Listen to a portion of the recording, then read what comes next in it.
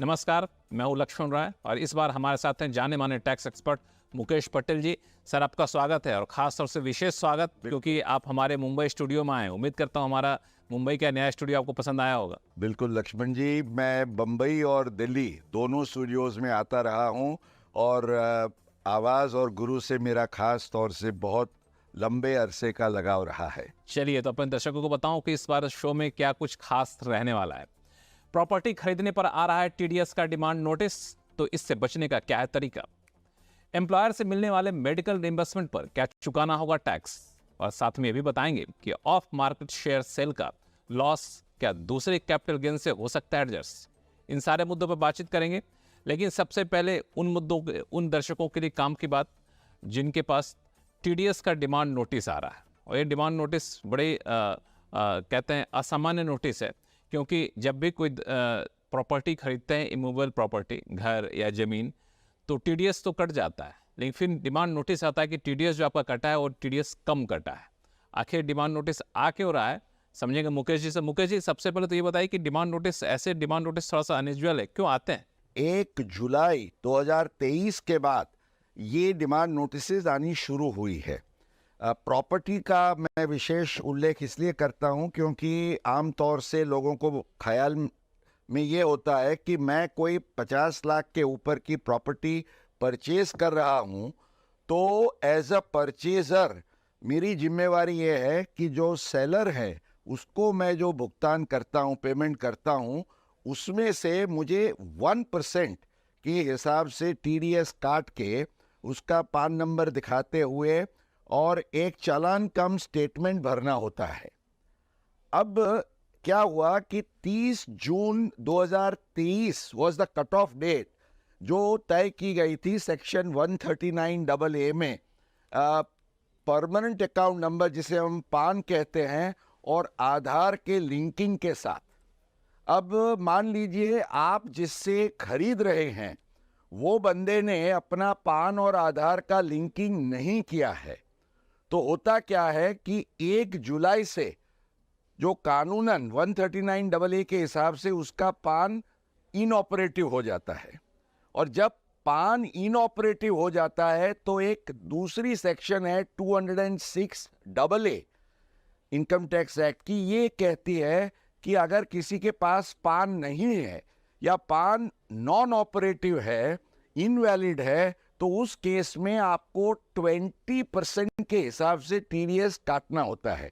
अब आपने तो 1% के हिसाब से काटा, डिमांड आ गई कि आपको काटना था 20%, तो इसके कारण ये डिमांड नोटिस आती है। तो इसमें कानूनन तो ये डिमांड नोटिस जायज़ है। कानूनन ये डिमांड नोटिस जायज़ है। मुकेश जी, मेरा सवाल ये कि अब नोटिस आ ही गया, तो इस नोटिस का जवाब दें कैसे, अगर हमारे दर्शकों को बता सकें आप।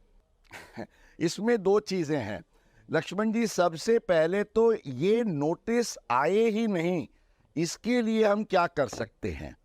तो इसके लिए बहुत इम्पोर्टेंट है कि कोई भी हम व्यवहार करें, केवल प्रॉपर्टी परचेज का ही नहीं, मान लीजिए और भी किसी के कॉन्ट्रैक्ट के साथ, किसी के प्रोफेशनल सर्विसेज के साथ जब हमको टीडीएस काटना होता है, तो हमें ये पता लगा लेना चाहिए कि उसका पान वैलिड है या नहीं, ऑपरेटिव है या नहीं।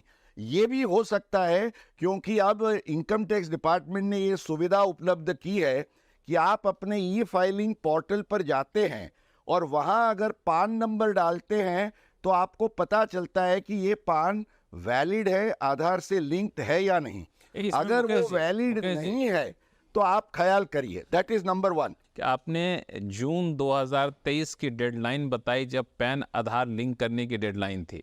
अब मान लिया पैन आधार से लिंक नहीं है, पैन इनऑपरेटिव है, तो लगे हाथ दर्शकों को ये बता दीजिए कि क्या कर सकते हैं भविष्य के लिए। अब ऐसे केसेस में एज अ स्पेशल केस, वो जो एक पहले तो एक्सटेंशंस काफ़ी कर दिए गए, 500 रुपये, 1000 रुपये को पेनल्टी या लेट फाइलिंग फ़ी देते हुए भी आप लिंकिंग कर सकते थे। अब लिंकिंग के लिए आपको स्पेशल अपने पोर्टल पे जाके रिक्वेस्ट करनी पड़ेगी और उसको डिपार्टमेंट मान सकेगा। तो 2 चीज़ें मैंने जैसे आपको बताई। सबसे पहले तो एसरटेन कर लीजिए कि आप गलती ना करें ताकि डिमांड नोटिस ना आए। अब डिमांड नोटिस आ गई है तो आपको क्या करना होगा, you will have to tell the party जिसके साथ आपने व्यवहार किया है कि भाई तुम अपना आधार और पान का लिंकिंग पूरा करो, या तो ये पैसा जो मुझे भरना है वो मैं आपसे वसूल करूंगा। It's a little complicated procedure but this is the only thing you can do. Laxman ji, चलिए, तो उम्मीद करते हैं दर्शक जब भी प्रॉपर्टी की खरीद फरोख्त कर रहे हो तो इस तरह के टीडीएस के डिमांड नोटिस से बचने के लिए ये जो तरीका बताया मुकेश पटेल जी ने, इस तरीके का ख्याल रखेंगे और ये सुनिश्चित कर लेंगे कि पैन उनका आधार से लिंक्ड हो, वरना 1% के बजाय 20% टीडीएस देना पड़ सकता है। चलिए, अब शुरू करते हैं सवाल जवाब का सिलसिला। कई सारे कॉलर्स हमारे साथ फोन लाइन पर जुड़ चुके हैं। सबसे पहले चलते हैं मुंबई, जहाँ से कॉलर हैं रहमान शमसी जी। रहमान साहब नमस्कार। नमस्कार सर। अब कैसे हैं आप? सर ये ठीक है सर। मुंबई में तो सर्दियां नहीं है, हम लोग दिल्ली में यहाँ पे सर्दी देख रहे हैं, तो आप लोग यहाँ सर्दी नहीं है सर। हाँ बिल्कुल, तो सर्दी नहीं है तो इस मौसम को एंजॉय करिए। बताइए टैक्स रूल आपकी कैसे मदद करे? मैं ये पूछ रहा था sir, taxability of dividend.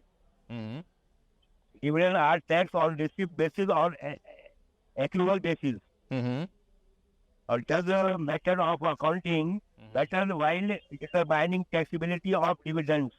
Hmm, Does taxability will differ in case of interim dividend or final dividend sir? हम्म, अब रहमान जी का जो क्वेश्चन है वो डिविडेंड के बारे में है। बहुत इंटरेस्टिंग क्वेश्चन है कि डिविडेंड को एक्रूअल बेसिस पर दिखाना चाहिए आय के तौर से, या तो जब एक्चुअली रिसीव्ड होता है मिले तभी दिखाना चाहिए। What is the law on this? अब एक मैं आयकर कानून की सेक्शन 8 जो है विच रिफर्स टू कि डिविडेंड इनकम के लिए what is the method of taxability, तो उसमें ये कहा गया है कि डिविडेंड इनकम को जहाँ तक बात करते हैं हम, तो जिस साल में in the year in which it is declared and paid, उस साल में आपको ये अपनी इनकम के तौर से ऑफर करना है। इसका मतलब ये हुआ कि जब तक आपके पास डिविडेंड आता नहीं है, मान लीजिए कई बार डिक्लेयर हुआ मार्च में, आपके पास आया अप्रैल में, टीडीएस भी उसी टाइम होगा, तो एक्चुअली आपके 26 ईएस में जो टीडीएस की डेट है और जो साल में आप ये इनकम दिखा रहे हैं उसका अलाइनमेंट हो, ये भी आवश्यक है। तो पेड बेसिस, रिसीट बेसिस पर हम डिविडेंड को दिखाएं। लक्ष्मण जी, ये हमारी रहमान जी की लिए सलाह होगी। रहमान जी, अब कोई कंफ्यूजन है? ठीक है सर, रिसीप्ट डेट पर दिखाएं सर, है ना? रिसीट बेसिस पर आप दिखाइए, आपको कोई दिक्कत नहीं। जब आपको डिविडेंड मिलता है, जिस तारीख को आपके खाते में आता है, उसके आधार पर आप अपना टैक्स का कैलकुलेशन करिए, फिर कोई दिक्कत नहीं आएगी। अगर दिक्कत आएगी तो टैक्स गुरु आपके साथ है, tax@moneycontrol.com पर फिर से लिखिएगा और हमारी टीम आपसे कांटेक्ट करेगी और हम लोग आपसे सीधा अपने टैक्स गुरु से रूबरू कराएंगे। चलते हैं दिल्ली, जहां से योगेश जैन साहब हमारे साथ फोन लाइन पर जुड़ चुके हैं। योगेश जी नमस्कार। नमस्कार सर। बताएं क्या? आपसे तो वो ऐसे सॉल्यूशन मिल जाते हैं जो कभी हमें ला में ढूंढते रहे तो आसानी से नहीं मिल सकते। यानी यही हमारे टैक्स गुरु की खासियत है और हमारे सभी टैक्स गुरु बहुत ही मेरा एक्सपर्ट सवाल होते भी इसी हैं। टाइप बताएं। का है सर। हम्म, मेरा सवाल ये है कि बैंक में अगर हम एफडी कराते हैं तो बैंक अक्रूवल बेसिस पे इंटरेस्ट हमारे अकाउंट को शो करता रहता है कि हमको इंटरेस्ट हुआ, और वो 26 एएस से भी आता है और एआईएस में भी आ जाता है, ठीक है। तो हम उस पर इनकम टैक्स भी दे देते हैं। लेकिन अगर हम फ्यूचर में उस एफडी को प्रीमेच्योर ले लेते हैं तो उसके ऊपर बैंक हमारे को जो कॉन्ट्रैक्टेड रेट ऑफ इंटरेस्ट है उससे कम रेट ऑफ इंटरेस्ट देता है, यानी एक्चुअल पेमेंट कम होता है, और पहला जो उन्होंने प्रोविजन किया वो रिवर्स कर लेते हैं और टोटल पीरियड पे जितने तो एफडी डन करी है उस पर लोअर रेट ऑफ इंटरेस्ट से इंटरेस्ट पे किया जाता है। हम already higher rate of interest पे एक्रूवल बेसिस पे इनकम टैक्स दे चुके हैं और एक्चुअल हमारे को मिला कम, तो हम उसको कैसे इनकम टैक्स डिपार्टमेंट में रिफंड के लिए कुछ तरीका है जो हम क्लेम कर सकते हैं? बिल्कुल, बहुत ही बेहतरीन सवाल है आपका। जितने लोग एफडी करते हैं उस पर जो इंटरेस्ट मिलता है उन सभी दर्शकों के लिए बड़े काम की बात है। मुकेश जी क्या सजेस्ट करेंगे इनको? बिल्कुल, एक तो जैसे इन्होंने योगेश जी ने कहा कि कई बातों का जवाब आयकर कानून में नहीं होता, इनकम टैक्स एक्ट में आप इसका जवाब ढूंढेंगे आपको नहीं मिलेगा, लेकिन टैक्स गुरु आपको ये ज़रूर जवाब देगा और आप तसल्ली से इसको फॉलो कर सकते हैं। अब देखिए, एक्चुअली इनकम टैक्स में रियल इनकम थियरी पर आपको टैक्स देना है। तो मान लीजिए जब आपने वो इंटरेस्ट इनकम दिखाई और उस पर आपने टैक्स भरा तो बिल्कुल वो सही है। अब बाद में आपसे वसूली की जाती है, क्योंकि बैंक वो जो प्रीमेच्योर एनकैशमेंट पर जितना इंटरेस्ट आपसे वापस लेता है, तो वो इंटरेस्ट जो वापस लेता है उसको इन द सब्सिक्वेंट ईयर आप वो कम इंटरेस्ट दिखा के अपना क्लेम कर सकते हैं।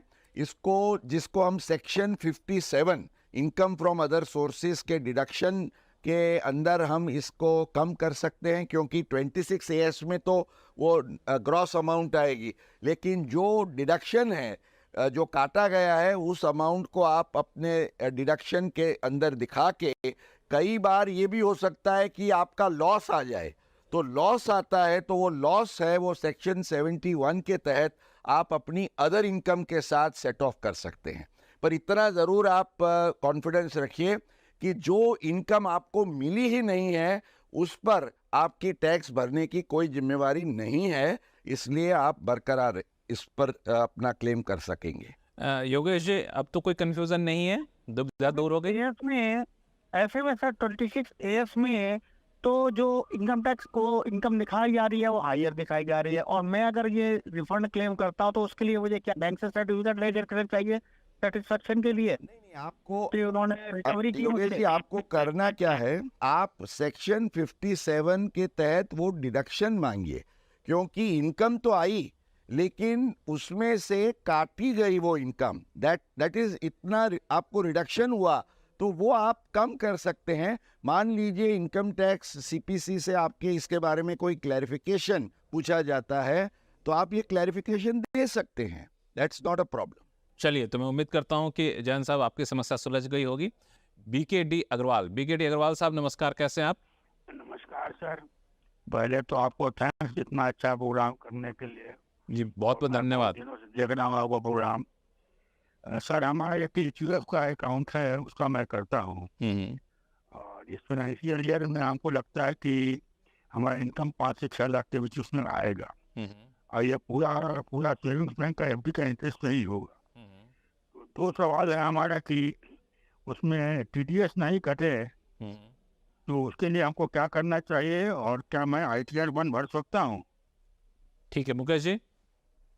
देखो, अभी देखिए सर, ऐसा है कि मैं उम्मीद करता हूं कि शायद नए रेजिम में जाना चाहेंगे, क्योंकि जो सेक्शन 115 BAC है उसमें इंडिविजुअल और HUF के लिए, आपको जैसे पता ही होगा, हमारे सब दर्शकों की जानकारी के लिए मैं दोबारा बताऊं तो 3 लाख रुपए की बेसिक एग्जम्पशन की छूट है, और 3 से 6 लाख का जो स्लैब है उसके बीच में केवल 5% का टैक्स है, आपको कोई और डिडक्शन एग्जम्पशन नहीं मिलता है।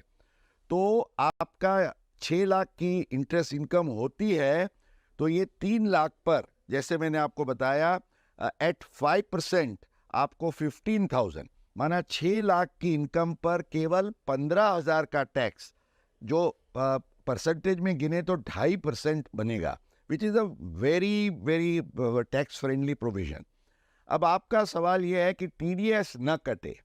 अब इसके लिए ये ख्याल रखना है कि ये जो आम तौर से लोगों को ये है कि भी 7 लाख रुपये तक की अगर इनकम है हमें कोई टैक्स नहीं भरना होता है, पर वो जो प्रोविजन है वो इंडिविजुअल के केस में और रेसिडेंट इंडिविजुअल के लिए है, इवन NRI के केस में नहीं है, HUF के केस में भी नहीं है। इसलिए आपको वो 7 लाख वाला जो प्रावधान है जिसके आधार से आपको रिबेट का फ़ायदा मिले और आपका ज़ीरो टैक्स बने, उस केस में आप ज़रूर आप अपना वो फॉर्म 15G या H फाइल कर सकते हैं। पर्टिकुलरली आप सीनियर सिटीजन हैं इसलिए 15H कर सकते हैं। पर यहाँ आपका टैक्स तो कटेगा।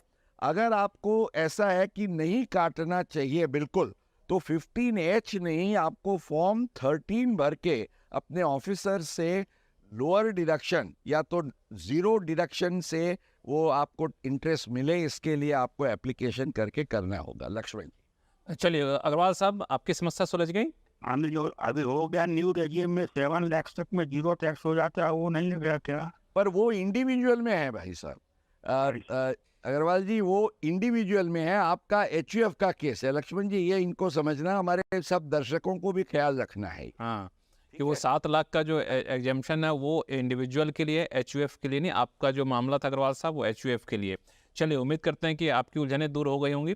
और जैसा कि हम लोगों ने पहले बताया था कि एक मामला बार बार हम लोगों के पास आता है दर्शकों की तरफ से, तो मैं सोचता हूँ सभी दर्शकों के काम के लिए चीज़ बता दी जाए कि एम्प्लॉयर की तरफ से अगर एम्प्लॉय की तरफ से अगर मेडिकल रिम्बर्समेंट आपको मिलता है, मान लीजिए जिस कंपनी में आप काम कर रहे हो उस कंपनी की तरफ से आपको मेडिकल रिम्बर्समेंट मिल रहा है, उस पैसे पे क्या टैक्स बनता है क्या? कई लोग सवाल पूछते हैं। चूँकि वो पैसा आपके अकाउंट में ट्रांसफ़र होता है, दिखता है कि पैसा आया है।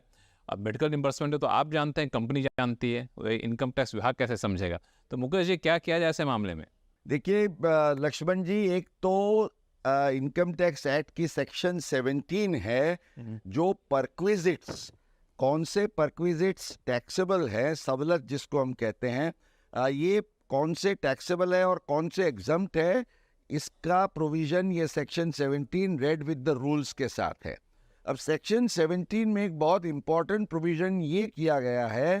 पहले तो आपको ये ध्यान होगा, कुछ साल पहले 15,000 रुपया आपको सालाना जो मिलता था for reimbursement towards purchase of medicine या मेडिकल ट्रीटमेंट के छोटे मोटे खर्चे के लिए, वो एग्जम्पशन आपके लिए था। पर उसको वापस किया गया, उसकी बदली में आपका ये स्टैंडर्ड डिडक्शन बढ़ाया गया। पर कई लोगों को ये पता नहीं होता है लक्ष्मण जी कि reimbursement of medical treatment for hospitalisation, अब आप समझिए कि सरकारी या कोई स्थानिक संस्था की हॉस्पिटल है, कॉरपोरेशन वगैरह की, उसमें आपने या आपके परिवार के कोई सदस्य ने एक मेडिकल ट्रीटमेंट ली है, या तो एक और भी प्रोविजन है कि कोई अप्रूव्ड हॉस्पिटल, और ज़्यादातर आजकल सब अच्छे हॉस्पिटल्स अप्रूव्ड होते हैं कमिश्नर ऑफ इनकम टैक्स से, तो ये अप्रूव्ड हॉस्पिटल्स में जो प्रिस्क्राइब्ड डिजीजेज हैं, आमतौर से इसमें सब आ जाते हैं, हार्ट आ जाता है, टीबी, किडनी, ये सब।